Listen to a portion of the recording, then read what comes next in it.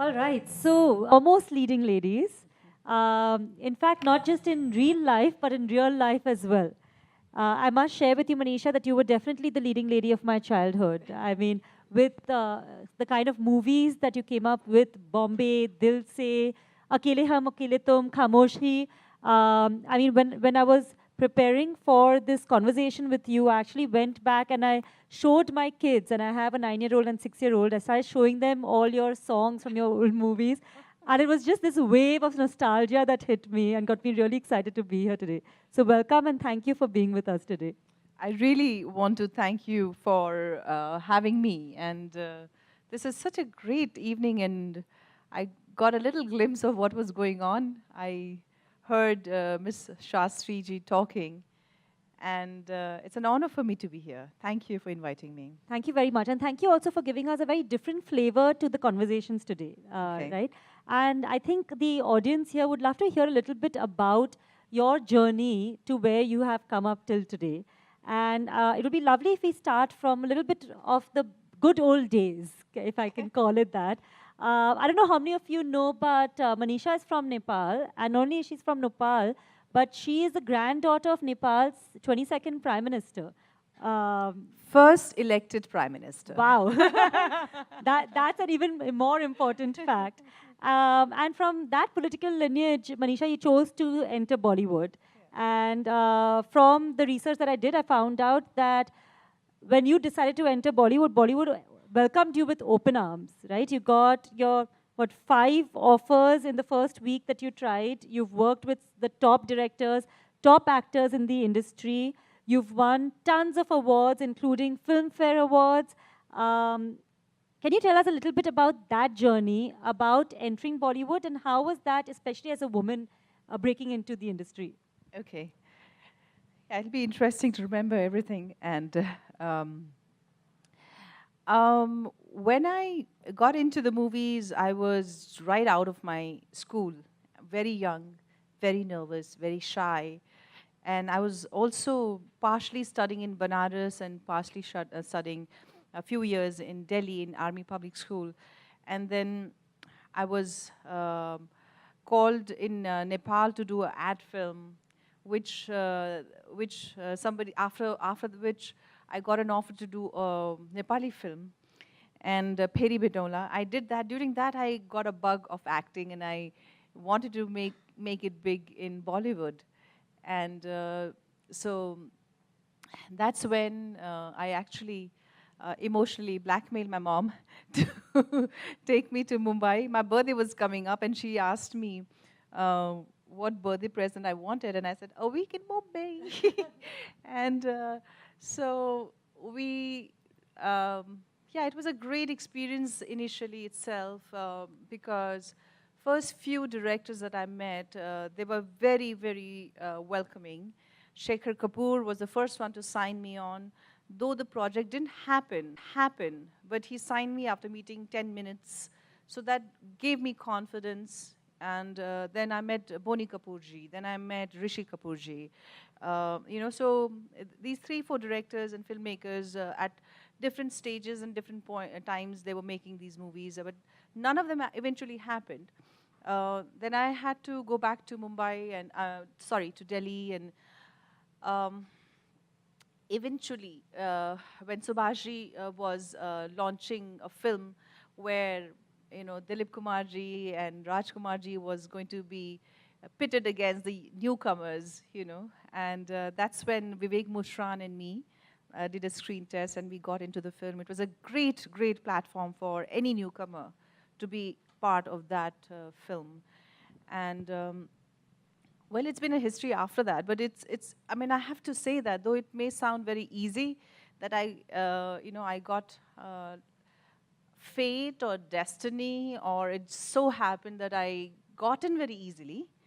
But after that, I really slogged. I really worked, and I was also a young, very young, naive, shy, timid, not confident girl who was in this industry where everybody was so competent, so high achievers.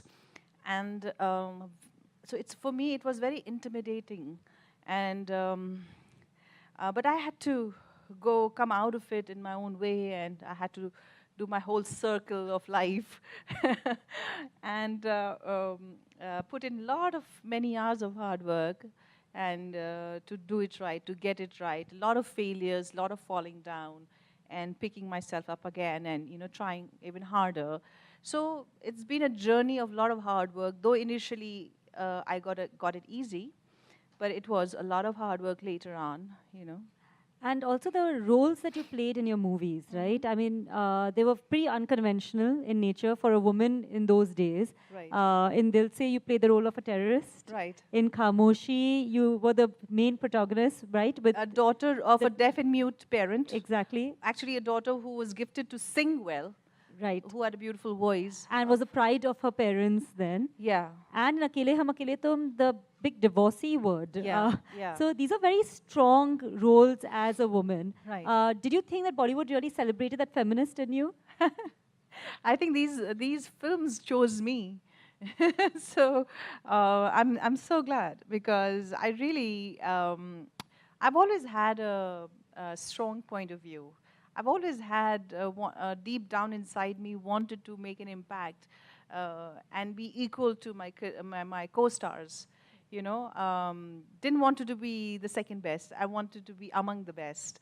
So luckily for me, I got good roles where I wouldn't, nobody would say, okay, she was second best, so. That's for sure. You can take that from one of your fans. And this need to be number one, right? Was this nature or nurture? I think my grandmother, initially she had put some seed in my head. There was a lot of resistance, a Koirala daughter getting into big bad world of Bollywood. There was a lot of resistance, and people don't know, and they read the tabloids and they form an opinion. So there was, and those were the days where a lot of, So my grandmother was the one who stood by me, and she said, follow your dream.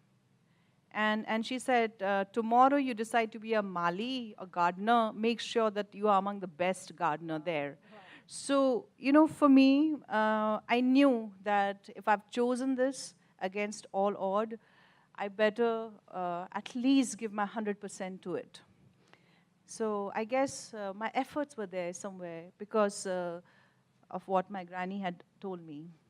So then, Manisha, what happened, right? You were at the top of your career. You were truly rocking it. You had worked on big films with all the Khans, all the big Khans. Right. And then there came to be a point where, your career started flailing. Right. There were lots of other personal turns that your life took. Absolutely. Could you share a little bit about what changed? Basically, I think I grew complacent. And that's what the way I look back and I analyze it, is that when success happens to you, you work hard and you get it, and you feel it's very easy. I can snap of a finger, I can do it again, and I will do it again. And I was overconfident, complicit, I think. And that's where wrong choices started happening in my life, whether it's career or personal. And things which were helping me initially started becoming my weaknesses. And, when emotional intelligence fails you and you take wrong step, and it's like a circle, and it's like a loop that you're getting into. And I think I was in that space for a pretty long time. And I got married, and then, my marriage had failed, and then I was emotionally broken person at that stage. No career, no personal life, and no confidence, and dark space. And then, suddenly I realized I had late-stage ovarian cancer. So, I mean, I had fallen flat on my face, and I didn't know how I would get up, and if I would be surviving through this or not. And but luckily, cancer came to me as a wake-up call, as something, and luckily I got a good treatment. During that treatment, I had long hours to reflect on my life, to see where I had gone wrong, when things had started so beautifully, so wonderfully? Why did I do wrong? What went wrong? So I had a long time to reflect, and I had to be honest to myself. I could not, faff around, you know, and so I had to be realistic. I had to address that. Okay, these were the points in my life that I could have done things differently. And so, and I didn't know I would get a second chance to life or not. So secretly, I started dreaming and wishing that if I get a second chance to life, how differently I would live my life. What are the things that I'll do differently than I did before? So I had a kind of a roadmap in my head. This is what I'm going to correct. This is how I'm going to lead. And that became my motivation. That became something that I wanted to attain. And um, so from there onwards, life's been kind. My cancer started decreasing. My treatment started working really well. Um, I don't want to go too much at length of about cancer journey because it is excruciatingly painful. But I have spoken a lot about it. I'm sure we would love to hear a little bit about what were those, you know, deep sources of struggle, and where did you really find the strength to overcome those struggles? Basically, I didn't have a choice. We cancer patients don't get a choice to be brave or not to be brave. You know, we have to be brave. We have to face it head on, and we have to, take chances. I remember when the nurse was telling me all the side effects of the chemo, ye ho jayega, wo ho jayega, ye ho jayega, ye. I mean, I started, like shrinking inside, and I was thinking, oh my God, even if I survive, what is the quality of life will I lead? What will I be like half crippled somewhere, and will I be able to live with dignity and pride? And And here you're not talking about hair loss. no, I'm talking about a permanent damage of heart and shivering and some sort of permanent damage, and or probably losing the hearing capacity. Uh, so I actually went through a lot of long period of time when there was a fear of side effects. And I used to ask my doctor and I used to ask my nurses, I said, why am I going through this chemo if my quality of life is not? She said, you don't have a choice. The cancer, if cancer comes back, it's an aggressive form of late stage cancer, So, So during those days, who was your biggest cheerleader? honestly, I didn't have a cheerleader, but I had my parents, aging old parents with me, and seeing them going through painful situation made me think, oh my God, I gotta do it right for my parents' sake. So it's their pain, their anguish, their fear, what made me, like I need to be brave. I have to face it and I have to do it right. That gave me courage and a promise that I'll be fine. And now today, how long has it been since you've been cancer-free? So it's been 6 years, and yeah, it's been, yeah, So I'm cancer-free and rocking. And Manisha, I saw in one of your interviews that you said that you felt that there had to be a reason why God had spared your life. Yeah. Yes. And during those days of introspection, you really thought about what was it? What is it that your life had been given to you for?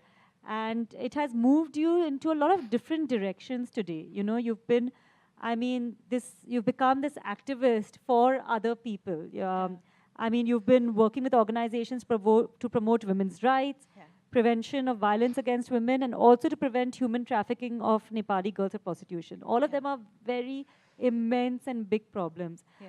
Can you tell us how difficult this part of the journey has been?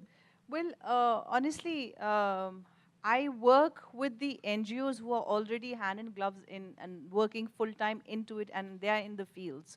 So I go and support them. and I voice my opinion as and when there is something, some event or something, I talk about it. Plus, as a Goodwill Ambassador to UNFPA, we are serious about women's issues. During the earthquake in 2015 in Nepal, where the whole world's focus was on construction and, the bigger issues, UNFPA decided to focus on women, especially women who are vulnerable. And, they are the one who gets abused, raped, and, probably because the stress level is so high, and security, law and order, everything is in confusion. So they are the most vulnerable lot. So we decided to focus on that. And I also requested UNFPA Nepal to take me to the remote areas, not only in the centers where a lot of focus is there. Let's go somewhere where people don't go to. So we went to some few remote areas and started talking to girls, and we had this gathering of village women and talking about them. And they had made a dignity kit, they say, which had sanitary pads, which had many, many things which, girls wouldn't, are shy and would probably not be able to ask around. So on this side by side, keeping that as our main mission, also we started educating them about other issues, about health, about hygiene, about the wrongdoings of early child marriages, and it's how it's a girl who suffers at the end of the day because of the young girls they get pregnant, and the health complication. So in that whole process, I got introduced to many issues, especially health issues of women. So then we were going to the remote areas, and the cases of fistula, that again, the complications of early childbirth.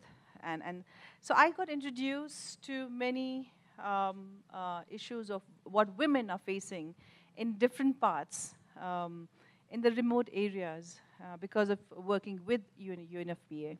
Wow. I think, and when you look at these are issues of life and death for those women, Yes. right? When you look at women's health, their access to even basic needs of theirs. Women there was this old lady I met who was a fistula patient. And the thing is, because of early marriage and the complication of the childbirth of, young person delivering a child, and she got fistula, and she has lived with that for God knows how many years.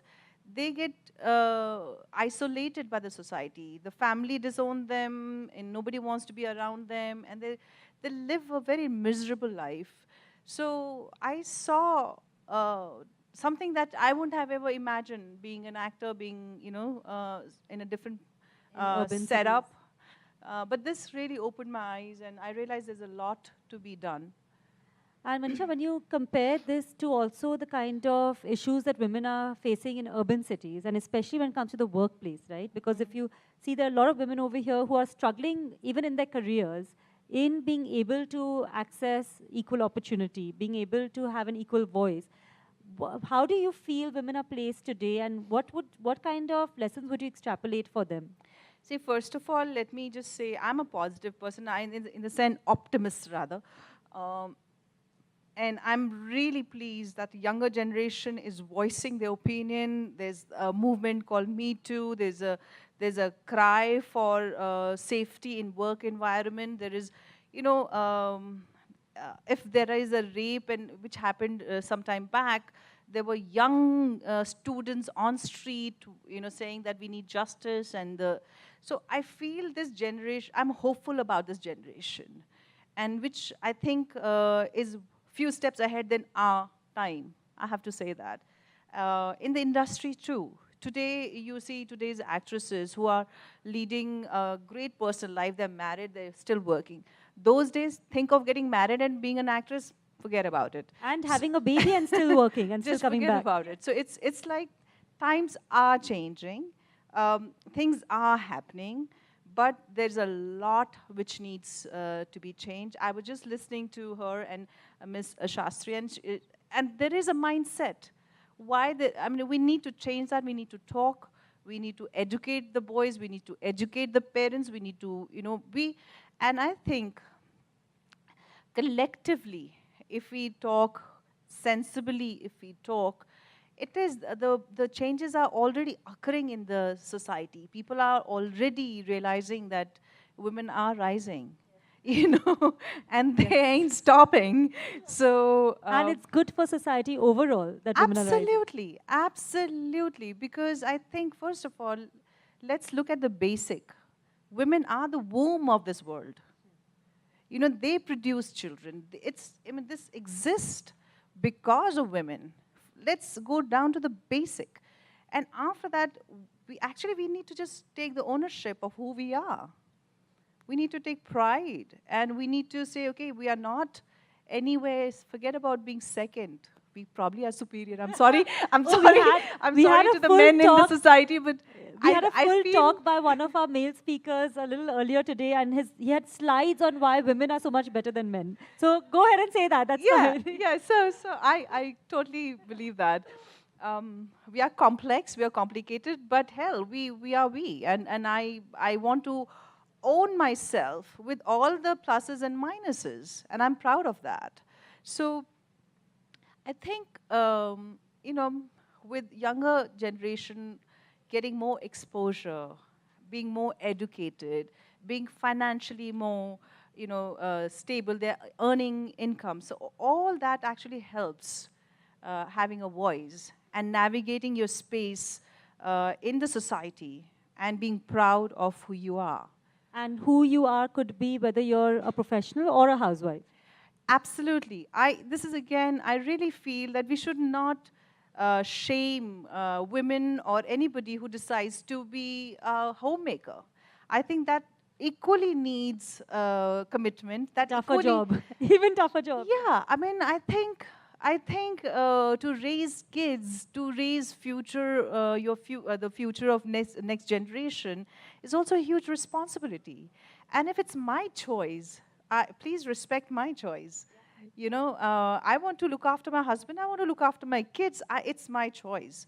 So as long it's, I'm again and again stressing that it should be my choice, not imposed choices. So as long it's my choice, I think one should be free of doing whatever they want to do in their life, with their life. It's their life. So Manisha, what do you want to be remembered for? What is the legacy you want to leave? I haven't thought about it, but I would probably, the thing is, this is a second chance to life for me. And I want to embrace life with open arms. And I really don't know where I'm heading, but where I'm at, I'm in love with that. So let's just, I don't know what my legacy is, just that, but somebody probably who loves life and is full of life, I guess. I guess I should be writing this for you, because I mean, I can see the kind of legacy that you're building is immense and extremely courageous. And I think that from just the journey that you have had, the dips and the peaks and troughs, there must have been so many lessons. And I'd love if you could just share a couple of those lessons with our audience today. And then I promise I will open it up to questions from you too. Yeah, actually, the lessons are strictly for me, because I also did the mistakes. So, but I would really realize that, I'm sorry, please take the lessons if you like them. And so what I realized that this life is a gift. And it's only when I was losing it, or I thought I was losing it, it's then I realized how precious gift I had got. And so always have like a bird's eye view. Always have a bigger picture in mind. And don't get bogged down with small, because what I did was I would be heartbroken. I had a choices of bad relationships. So I had a knack of picking out the wrong person. So, heartbreak, and my whole world will collapse. And during that time I realized, really, I mean, first of all, that person was not even worth me, my time. And secondly, I mean, life gives you so much more.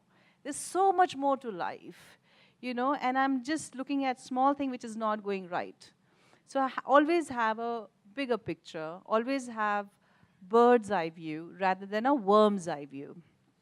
That's That's fantastic. one lesson I would like to give. That's Yeah. fantastic. Thank you very